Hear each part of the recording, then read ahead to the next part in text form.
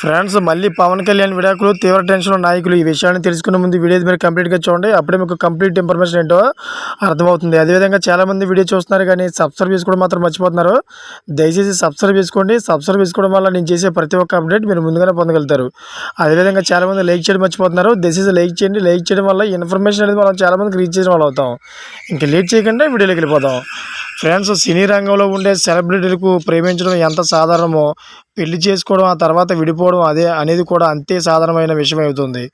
తర్వాత మళ్ళీ పెళ్లి చేసుకుంటారు. ప్రస్తుతం వివాహాలకు సంబంధించి తెలుగు సినీ పరిశ్రమలో హాట్ టాపిక్గా నిలిచే వ్యక్తి ఎవరైనా ఉన్నారా అంటే ఇది పవన్ కళ్యాణ్ చెప్పవచ్చు. రాజకీయ పార్టీ స్థాపించిన పవన్ పెళ్లిళ్ళ గురించి ప్రత్యర్థి పార్టీ నాయకులు తరచుగా విమర్శలు గుప్పిస్తుంటారు.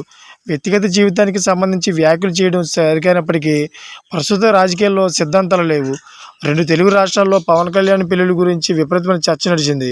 తాజాగా జనసేన పార్టీ నుంచి విజయవాడ పశ్చిమ నాయకుడు పోతిన మహేష్ బయటకు వచ్చేశారు. వైసీపీ జెండా కప్పుకున్నారు. ఈ సందర్భంగా ఆయన ప్రెస్ మీట్లో నిర్వహించి కొన్ని వివాదాస్పద వ్యాఖ్యలు చేశారు. పిఠాపురం నియోజకవర్గ పరిధిలో పవన్ కళ్యాణ్ కొత్త ఇల్లు అద్దెకి తీసుకున్నారని, అదేవిధంగా ఇల్లు తీసుకోవడం సంతోషమేనని, ఈ పూజకు అన్న లెజ్నవా గారితో హాజరు కావాలని మనస్ఫూర్తిగా కోరుకున్నట్లు వ్యాఖ్యానించారు. అయితే ఆయన భార్య అయితే ఎక్కడ కనిపించలేదని, పవన్ కళ్యాణ్ ఒక్కరే ఈ గృహప్రవేశానికి విచ్చేయనారని, దీనిపైన నాకైతే చాలా అనుమానాలని ప్రజలంతా గమనించాలని చెప్పేసి ఆయన వివరించడం జరిగింది.